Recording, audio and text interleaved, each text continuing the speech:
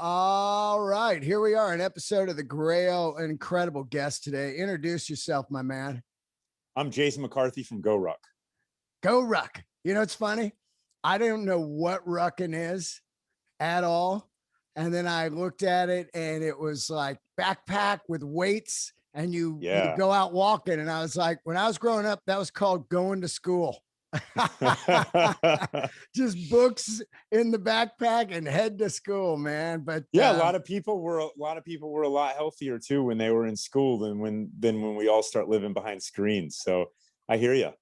yeah, it is amazing. I got diabetes like 4 years ago, quit sugar, redid my diet, started working out 5, 6 days a week, and my whole life changed and lost 40 pounds, no more diabetes. So it is amazing what you can do if you want to do it. So was that a big wake up call for you? Oh, absolutely. Because here, I always say, I don't think people are going to be able to change what they do as far as diet unless they're happy at what they're doing. So I found stand up 10 years ago. And if I wasn't happy, I probably would have just said, give me the insulin and just carried on. But I found something that I wanted more than sugar. Lot of wisdom from fat bastard right there, right? I'm unhappy because I eat because I'm unhappy. And you're right, it's a symptom. It's not the thing, right? Like you go to the mall to buy stuff, like retail therapy, we've invented this, Yep. right? You know, eating yourself sick because you've got a refrigerator full of stuff, and that's where you can get, a quick dopamine hit from wherever. I mean, the bottom line is that we need a little bit more community and friendship, and I dare even say love in our lives, right? Oh, All you need is love. There's some Beatles wisdom. I'm so behind that. I'm so behind that. And as I get older, especially during the COVID lockdown, if you're holding any kind of old anger on people and then you don't even realize why you're angry at them, it's been so long, just get rid of that. A friend of mine from years ago said anything you store in turns into negative, and he believes cancer, you know? Stress is positively correlated with basically everything wrong in life, like basically everything. I mean, from decisions made in combat to diseases to hypertension, obesity, all of these things. I mean, stress is a huge part of it. And what de-stresses us is really fundamental and basic to human existence. Go outside, sweat a little bit, breathe fresh air, do some push-ups every once in a while. You'll feel better, right? And then most importantly, be part of something bigger than yourself. The easiest thing to understand in that regard is your family, right? You say, hey, my family, I feel this is my safe place, if you're fortunate, right? Or however you choose your circle of friends, right? It doesn't just have to be by blood. A lot of my family I wore camo together with, Yeah. and Yeah. so wherever that community is, you will achieve this state of almost nirvana or fulfillment when you have task, mission, and purpose. And then all the other stuff just falls into place. You can't buy it, you can't eat it, you can't take it, you can't chase it. It just becomes central to who you are because it's so rewarding. It really is true. I mean, at 44, I started comedy and all my friends were long gone from the high school days or music days. They've, married with kids and lots of bills and lots of stress and handcuffs basically to their credit card debt and all that. And I was roaming around looking for something and it hit me. I always wanted to do comedy, so I went for it. And now, for in the last 10 years, I have this group of friends that I would have never even had. Because once you get to a certain age, there's no real new friends coming in. You got the people you go to work and, maybe there's some friends there. And then you got old friends that you see once or twice a year. So that really became a beautiful community for me. Yeah, I'll say in very much a similar way. I was in the Army and then I got out of the Army. And while you're in the Army, it's like, man, it is such a connection that you make with the people that you serve with. And then that's why you read so much and hear so much about veteran transitions being so hard, about it's because you go from being so needed as part of this team, this unit, to then you're more or less on your own. And there's something about that that is inevitable, right? At the same time, you know, for me, what has worked, and I'll just give the example of the last year, is, you know, outside became the solution for us. Like, we're in Florida, you know, I've seen all the digs on Florida. That's okay with me, right? Florida man, fine. Binge Netflix, watch it if you want. I'm just going to say the Florida I was living on, I had people showing up in my driveway. We're staying farther apart at the beginning, and it got a little bigger, and you found out that outside was kind of okay. So it got a little bit more cramped, nothing crazy. And, you know, we would meet up 3:30 in the afternoon on my driveway with the big American flag, and, you know, the garage goes up, and I got a bunch of sandbags, and we got rucks and ruck plates and all that stuff. And we would just sweat and work out for 45 minutes, an hour. And then we'd sit there, and then we'd sit in our socially distanced circle, and we'd drink beer and talk about the world, right? Nobody's staring at Instagram. Nobody's, you know, doing all of those things inside of their own head. You're just kind of living a life with a group of people. And when that becomes a habit, a routine, these start to be they're the tribe. You have to do something together, though. And that has been really, it was a really, really rewarding thing that came out of COVID. Yeah. Yeah. I mean, a big punch in the gut for me was not being able to go to the gym, because I would go 6 days a week. I'd get up in the morning, answer emails, then walk to the gym 3 miles, work out for an hour, walk back, and then start my day.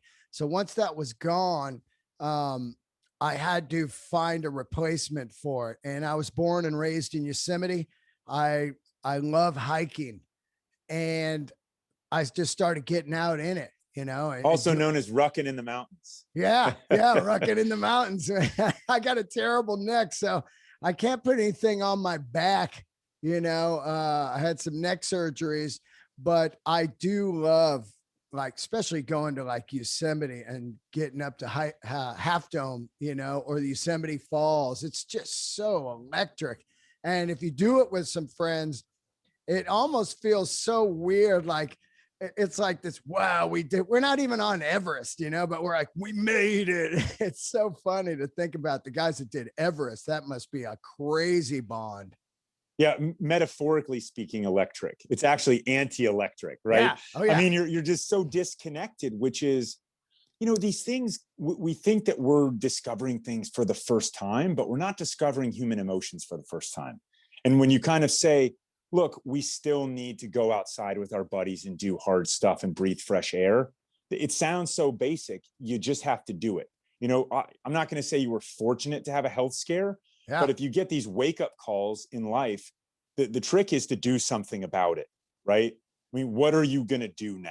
Because feeling sorry for yourself, nobody cares. Yeah, right? man. I did a ton of blow for years. Then one day my arm went numb. I was like, all right, I'm out. I take it until the mind or the brain gives a signal of like, you had your run, move on, you know? Take some wisdom to listen to that, though, right? Yeah. Oh, yeah. And some Oh, humility. yeah.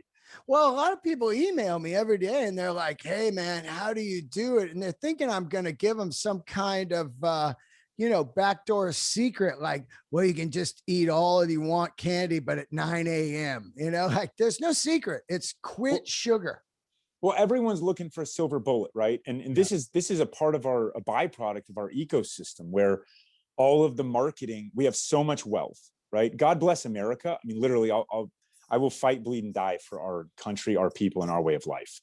Now, every once in a while, you got to look in the mirror, though, right? And we as a people we have this false notion that there's easy buttons, because we're so great, right? And we have this false notion that we can buy our way into whatever the solution might be. And so that spawns and creates entire industries around marketing and selling us things that are portrayed as easy buttons. Buy this, you know, take this pill, buy this cream, do this fad diet. They don't write the funerals on the stuff that doesn't work for people later on. they just move on to the next scheme because someone steals all the oxygen in the room now, right? A new marketer comes along because the old stuff still isn't working, and they come on with a new thing, and you've got a new silver bullet, and the cycle reemerges. And that's what we've done. So to get it out there, like, yes, we at GORUCK sell rucksacks and ruck plates, and you put them on your back and you go for a walk, and we sell sandbags and stuff. And, you know, none of those purchases will ever make you happy. They won't do the work yourself. And if you do it by yourself, even, you're missing out on the larger purpose of what we're about, which is building better Americans and communities and people doing stuff together outside, which is a long-term play. There's no silver bullets. Yeah. Yeah. It is funny. It's, I think that we've gotten into this world of the Kardashians of, how do I just get famous or rich by just being on a social media platform? And then people are just looking for the, you know, it's either the lottery ticket or some kind of easy, I'm TikTok famous or something, which is really crazy. But yeah, you chase something, but think about it for a second. The people who endure have real talent. Right. It's not an accident that Tom Brady's won 7 Super Bowls. Right. It's not. I mean, you can get some breaks along the way. I get all of that. Right. And removing that, I mean, the people that have real talent are not one-hit wonders. They endure. And, you know, that's just, they don't write the funerals on the people who, metaphorical funerals, on the people that have the right haircut, the right season. And, you know, the machine makes them into the hot ticket for some predetermined period of time. Well, they're always, the machine's chasing the new. It always wants the new. And if you don't actually do something, if you don't do something with your life that warrants you having this viewpoint that others should listen to or follow or admire, then you're going to get spit up and chewed out by the machine. Now, that's a lot harder than hoping that if you get better at Instagram, that you're going to get famous, whatever that means. You're going to get some extra money for a little bit, and it's just going to be, you know, more and more and more. It doesn't work that way. Yeah. I found your company from first of all, I grew up in the Vietnam War era. I'm 55. I do remember the grimness of it, even as a, you know, 7, 8, 9-year-old, and the spill off of that, and then going into the Nixon era and Watergate and that whole era. And then of course, here comes the films of Platoon and all the Vietnam films. Casualties of War. My favorite, Apocalypse Now and Apocalypse Now, Deer Hunter. I think they're the greatest films ever made. And I was always obsessed with the Jungle Boot, starting around 89, 90, 91, when grunge hits. I live in San Francisco. I go down to Haight Street. I get a pair of Jungle Boots, absolutely wore them every day of my life. That, between that and Doc Martens. And the Jungle Boot to me is the greatest looking boot, but the most uncomfortable. I was always fascinated how soldiers walked around Vietnam in swamps and you know, dirt roads and stuff in these cardboard boots. So I set out with a buddy of mine and designed a beautiful kind of a boot with Brian the Bootmaker of high-end leather and everything to wear on stage and everything, to have that look. But as diabetes hit and everything, I was looking for the ultimate hiking shoe. And I was always kind of stuck between, I wear a 9, but I have an E wide foot. So I was always stuck with, oh, if I get a 9.5, it's too long. 9's too narrow, it's D. And I went through a lot of shoes when I was getting ready to go do Half Dome again around 6 months ago. And I bought them all. I had them all here and I rocked them all. And somebody recommended your boot to me. And I bought them, they sent them to me, and it was the ultimate fit. And not only that, it was the most comfortable boot. And this is not an advertisement. I want everybody to know you are not on the show because of an advertiser. You are on the show because you guys have created what I feel is the greatest hiking boot, walking boot there is out there. Well, thank you. Yeah, I mean, you're catching me by surprise. I had no idea that that's how you found us, or that was kind of your introduction like that. Oh yeah. So I took this thing that's sitting over here in my hallway. I wear it every day pretty much, and have walked hundreds and hundreds of miles in these things. And then I dug into, okay, it was created by you guys and the guy that invented the Reebok pump. I'm an old sneakerhead, still love sneakers. I do a lot of walking in a Yeezy shoe. I don't give a shit about fashion. I got a shit foot. It's flat, it's wide, and it's hard to find something that fits me. And so when I got your boot, I was like, wow, man. I mean, really blown away about it. Tell me how this boot was created. Wow. Well, this is one of my favorite stories in the whole GORUCK catalog. So several years ago now, I met a guy named Richard Rice, who was a MACV-SOG Vietnam era special forces guy, right? So the MACV-SOG was the studies and observations group, quote, quote, which was reconnaissance. It was the most decorated and highest casualty receiving unit of the Vietnam War. So, I mean, they were small teams of 2 Americans with 4 indigenous personnel going to observe movement along the Ho Chi Minh Trail, right?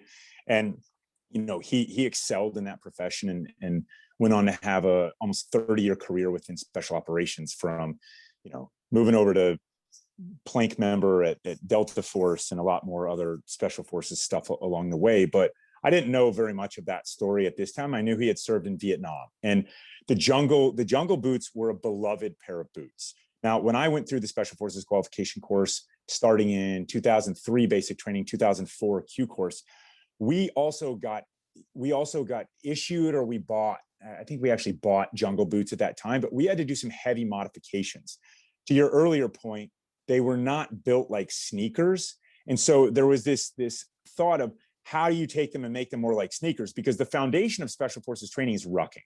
That means you go into Pine Forest, North Carolina, you put a lot of weight on your back and you move from point to point, land navigation style, right? It's not flutter kicks or log PT or all the stuff you see on Discovery Channel. It's the unfun stuff. It's the quiet nights with, you know, sometimes it's piss and rain, sometimes it's freezing cold, whatever. And you're there, and your feet, the rucksack is kind of mandatory. You have to use a certain thing, an Alice pack, but the footwear, you had some latitude over how to do it. So we took the shank out of old school Vietnam era jungle boots, and we added more of a dense cushioned sole so that they would behave more like a sneaker, meaning you can run in them.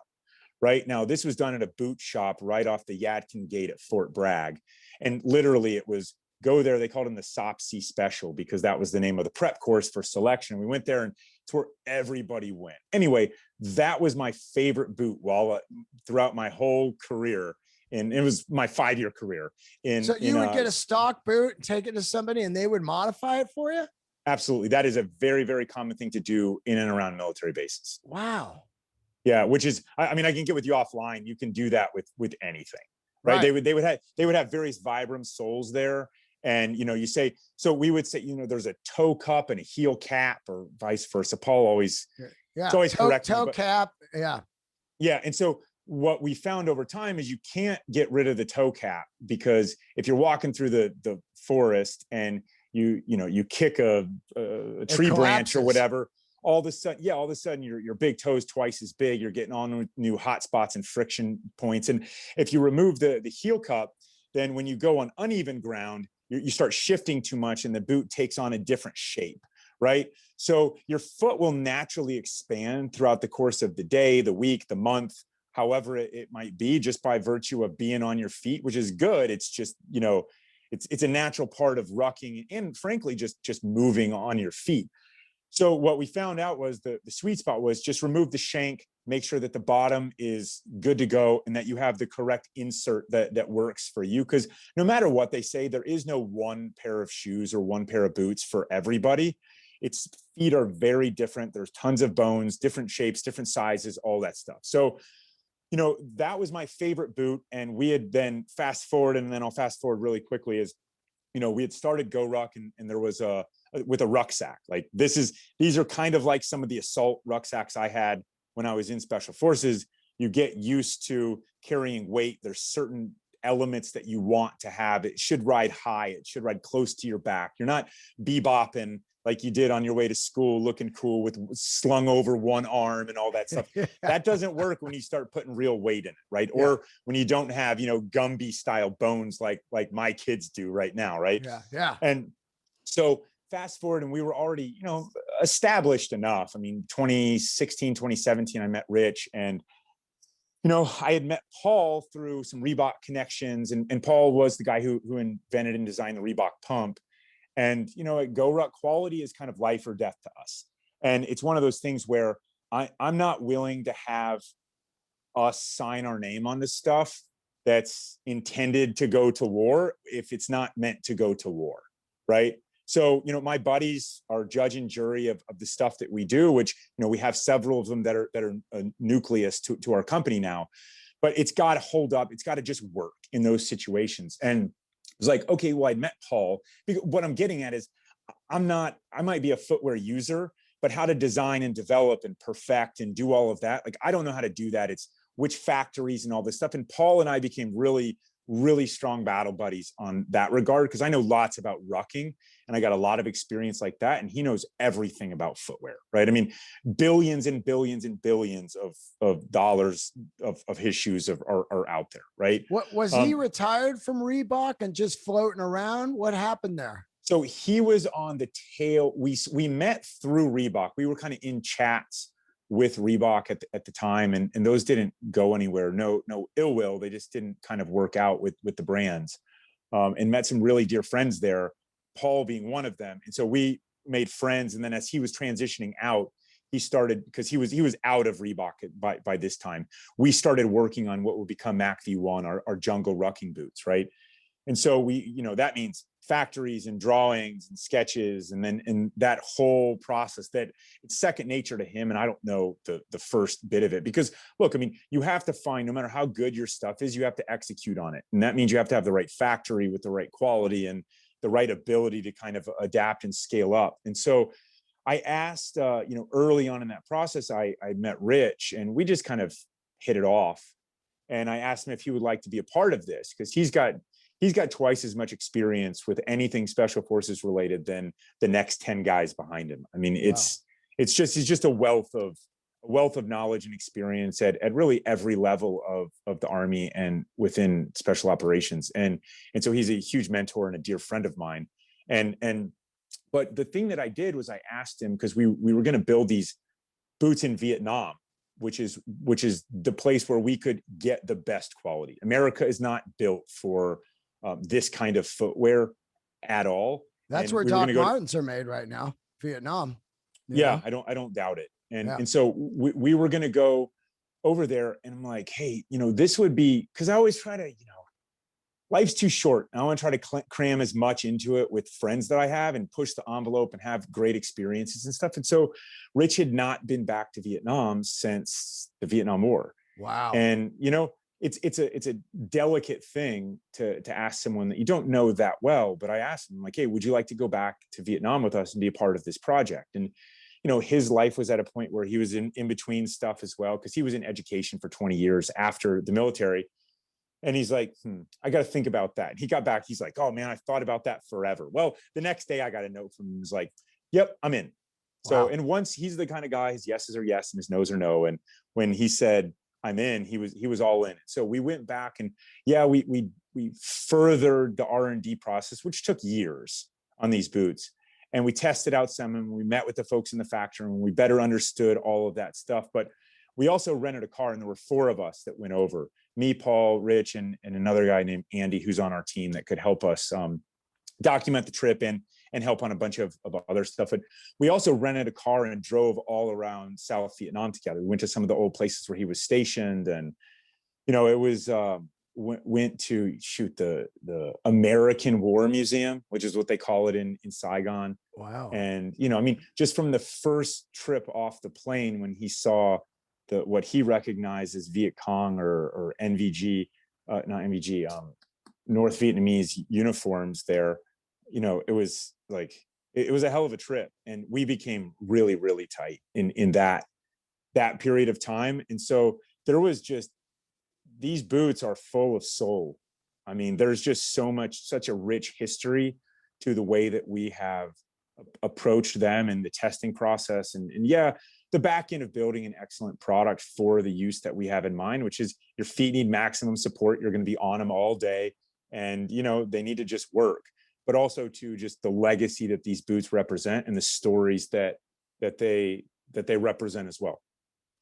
What, let me ask you, what was the blueprint? Obviously, it is a jungle boot, but were you going off a late 60s, early 70s Vietnam jungle boot and tear it apart and go, here's everything that's wrong with this boot? How did you start with the platform? Yeah, so we wanted to make it a little bit more beautiful, right? Which means simpler. For us, that means simpler. And GORUCK since the beginning has been about Baghdad, New York City. That was the inspiration for the rucksacks, was it needs to work in Baghdad, but also New York City. Those were the places where I was in New York, and I had been in Baghdad and in southern Iraq. And so with the boots, I mean, if you look at the side of some of the old jungle boots, the seams are a little bit different. They're stacked, they're really heavy. There's certain portions to them which are pure function, but they're a little bit more complicated like that, right? And we wanted to make them simpler. So we did start with the inspiration of all the old boots that we had, right? From the Welco jungle boots to the whatever various versions that we had been issued, which we still have. I mean, if I was in my R&D center, which is, 100 meters that way, I've got my old boots that I wore in the Q course. I love them. I look at them, they make me smile. But we wanted to make these, again, more beautiful. And for us, that means simpler. So then it was, well, take the modifications that I did to my jungle boots that Rich didn't do as much. Now realize he was going through mud, and there was some, they like the Panama soles and all that stuff. He would argue that he doesn't want those super hard soles anymore, right? Yeah. That they were. And so this is why we created the MACV-1s the way that they are. But we started with all of those, and then Paul's kind of the mad scientist on the way that things are going to fit and how they're going to support your feet, and how we built a premium workhorse insert into them. So most places it's the cheapest piece of foam you can possibly find, as just a way to prevent because there's either nails in work boots, or there's other ways that they glue together and you wrap the heel and the midsole and all that stuff comes in the bottom of the shoe. Well, you need to cover that up so you don't get blisters or hot spots just from that. So they'll put some cheap foam liner. And Paul's the mad scientist on how to create a dual density insert that fits with this boot, that also has a wider toe box that allows your feet to kind of splay out as you are rucking, or the longer that you're on your feet and the more swell they get. And so there's some dark arts to all that world that I don't completely understand. I was more of the high use tester of all weights, all miles. Now, how many did you guys make before you figured out you've got the one? How many prototypes, and you have upgraded it recently? I guess mine is the newest version. So we have a different sole now. People, I mean, this is one of the things where perception can be reality to people. It's like, oh, this sole doesn't have enough grip and stuff. It should have, it's like, yeah. Well, they're looking for like Advents and those shoes. And they expect them to look a certain way. And so you've got to you can't push too far in one direction. And I get all that. I mean, I was thinking about how many shoes we made until it was correct. And I probably, my attic has boxes and boxes of them. Our R&D center still has boxes and boxes. It's probably time to clean them out. I would say 500 pairs. Wow. 500 pairs. I mean, we had them on our special forces guys that run all of our events. We had them ourselves. I mean, different soles, different midsoles, different construction techniques, it took years and years. And now realize those aren't unique, right? So sometimes they would, at one point towards the very end, it got to, okay, let's get 50 pairs out there. So as far as completely unique pairs, probably 30. Wow. Right. Wow. Between midsoles and leather and this stitch changed and that stitch changed and this insert and that insert, And, you know, I mean, it was a lot. It was a long road. I know when I got them, they showed up and I had started researching wider toe boxes about 6, 7 months ago because I have this wide foot. And so I got I think it's Advents or whatever, this hiking company. And there was a couple others that were all sent here and I bought them all. And the wider toe box worked for me. That right away was like a godsend. But man, when I put it on, I was walking in my living room. I was laughing. I was like, these things are like I'm walking on like just a pillow. These are amazing. Like I was just like, spongy, and I was cruising around. I go, oh, these are great. And I immediately called my buddy. I go, oh, you got to get these, man. These are the ones. He goes, you've been saying that for 4 months. I go, nah. I sent them all back. This is the one. And man, I don't even look at hiking boots at all anymore. I love when that happens. Okay, that rabbit hole is closed now. I checked that box. I don't need to reinvent the wheel for myself ever again. Got it. It's like every day for lunch, PB&J. I'm at work, PB&J. I don't, sometimes people will cater lunch or whatever. If say we got a big meeting or something, I'm like, I just want my PB&J. I know how I respond to it. I'm good. I just don't want to think about this anymore. Well, that sole is amazing. So was that part of the Reebok pump kind of technology? Like he was like, I know it's not a Reebok pump, but did he think, okay, in the sneaker world, this is a really good type of sole? So no, it's not. I mean, look, Paul has a vast catalog of both friends and knowledge. I mean, he is a true professional in his field, and he's knows all about chemistry and compounds and all that, and he also knows his own limitations in that regard. So he had another friend. It's a really small world, the sneaker universe, right? And so we had another friend who is now working at the factory where we were. And, we got him to make a couple tweaks to some older stuff that had been out there for our purposes. And it was just one of those things where it was tried and tested type of thing. But unless you have, it's like tomato sauce isn't tomato sauce, it's tomatoes, sure, but where the tomatoes come from and what's the exact composition. And so you've got to kind of keep testing that stuff out. And we did that, right? So you develop the molds for what the sole is, or the bottom unit's going to be. And then sometimes the midsole and the foreflex and the heel, they have different types of compounds, right? Like the heel strike will absorb more of the shock for more people that are rucking or walking. It's a little bit different compound back there than it is in the front where you need additional traction, stuff like that, right? But the compounds have to reflect that because you want increased durability in the back and more grip in the front, but you shouldn't feel like it's two different things. So he had another one of his, wizards that's a sole compound chemistry wizard who kind of put the white smock on and went to work for us on creating what those would be. God, they're fantastic. Now there's a crazy warranty on these things, right? Yeah, wear them out. We'll, if there's any defects, of course, we'll replace them. Wear them out. We'll send you a new pair. Wear them out and you'll send a new pair.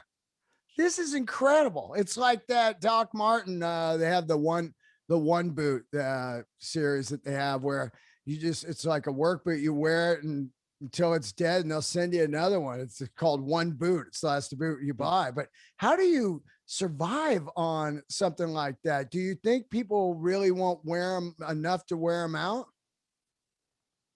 I don't know. Sometimes things you have to just have faith in, right? Yeah. And when you spend a really long time in developing what we believe is the best on the planet, and we build durability into it. But also the important part is we took about a pound off of the old boots, right? Wow. So these are really lightweight, from sort of military issue boots.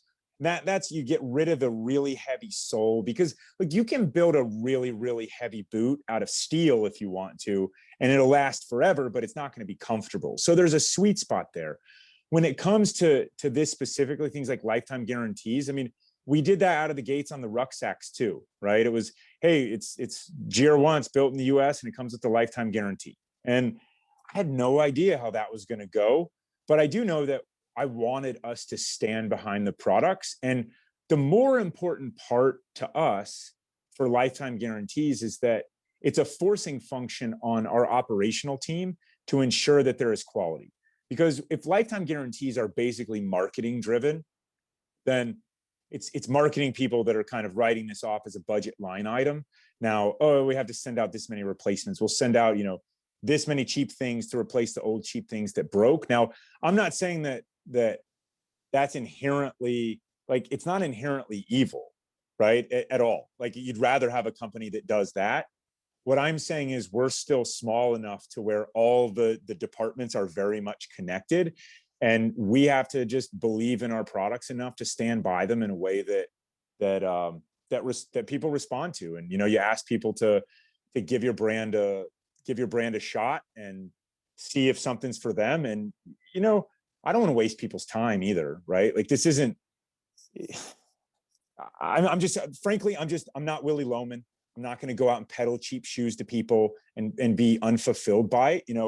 I have a true north to me, which is I want my buddies in war to love the products that we build. And I believe that there's a lot of applicability to all of us with this special forces way of life, where when you carry everything on your back and you're humping it all and you're on your feet all day, that becomes a way of life. And if it's good enough for that way of life, which is not exactly my way of life anymore, right?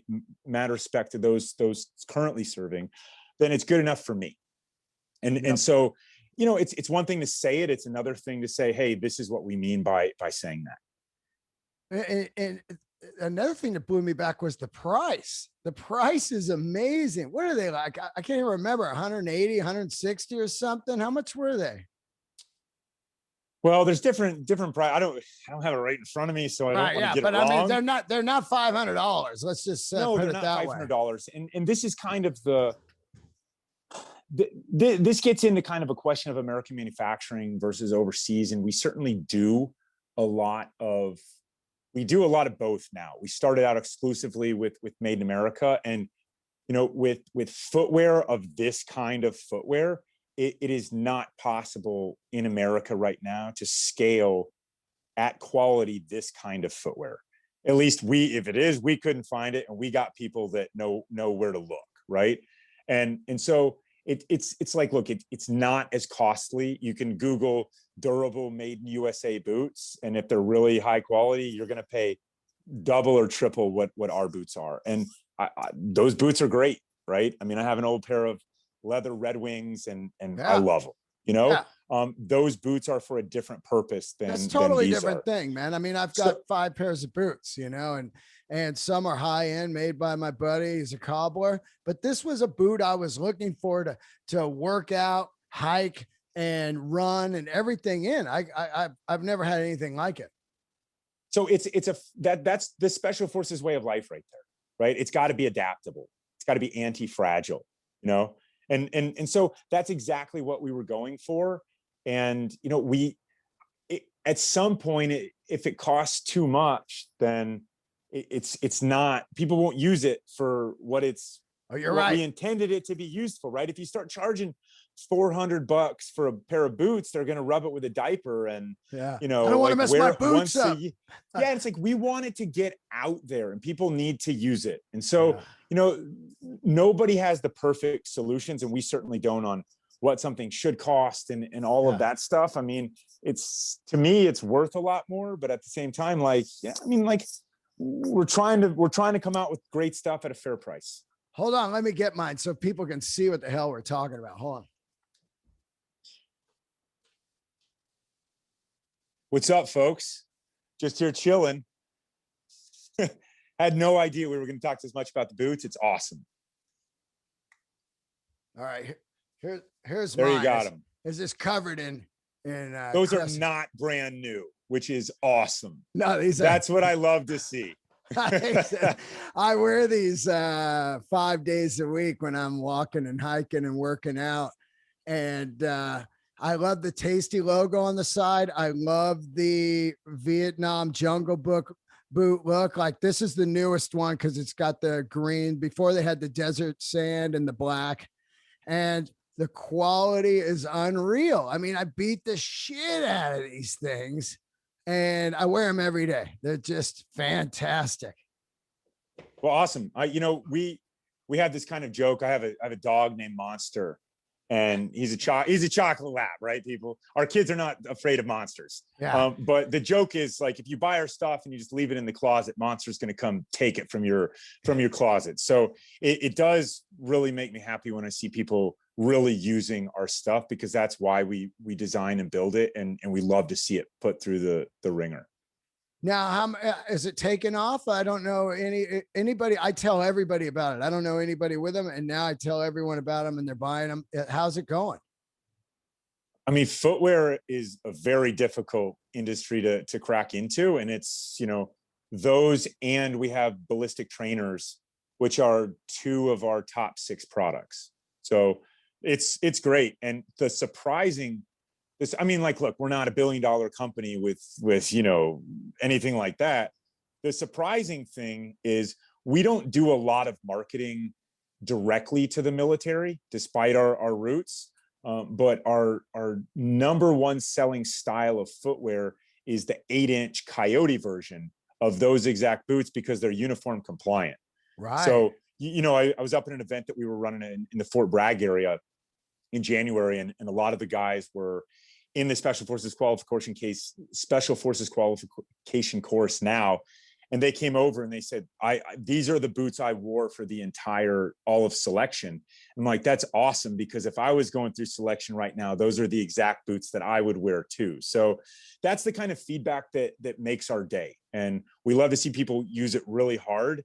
And yeah, it's fun to build product that we can really stand behind.